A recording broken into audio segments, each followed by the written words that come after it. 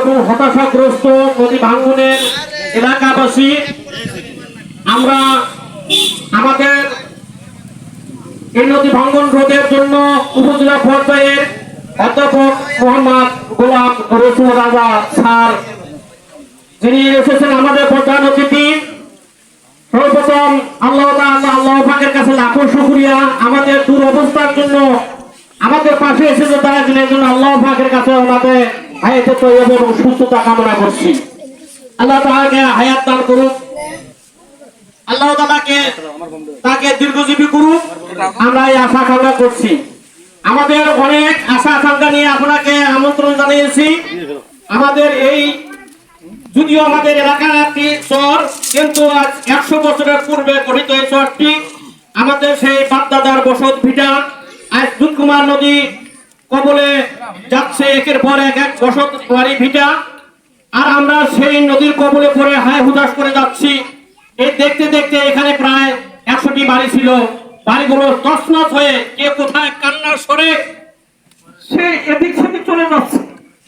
মায়া লাগে, একসাথে জন্ম হলাম, একসাথে বড় হলাম, একই গ্রামে বসবাস করছি, আজ কান্নায় বুক ভেসে যাচ্ছে।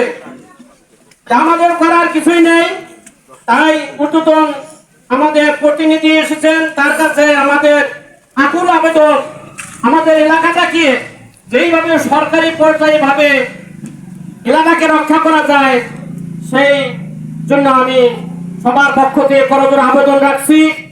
ক্ষতিগ্রস্তের মধ্যে মোহাম্মদ মকবুল হোসেন, মোহাম্মদ আবুল হোসেন, ফকির খান, মাহবুব রহমান, আলাউদ্দিন, আনোয়ার, হেকমত আলী, নুরুল হুসাইন,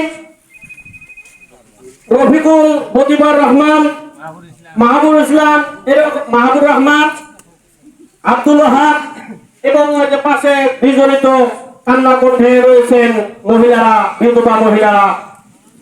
আমার এলাকাবাসীর পক্ষ থেকে ঊর্ধ্বতন কর্মকর্তা এবং বাংলাদেশের প্রধান উপদেষ্টা সরকারের দৃষ্টি আকর্ষণ করে বলছি, পানি উন্নয়ন বোর্ড থেকে যথাশীঘ্রই আমাদের এলাকার এই নদী ভাঙ্গন তছনছ এলাকাটুকু রক্ষার জন্য আপনাদের সুদৃষ্টি কামনা করছি।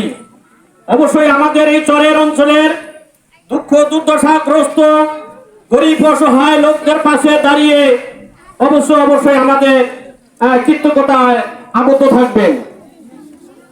এই বলে আমি আমাদের প্রধান অতিথি সাহেবের দীর্ঘায়ু কামনা করে শেষ করছি। আসসালামু আলাইকুম ওয়া রাহমাতুল্লাহি ওয়া বারাকাতুহু।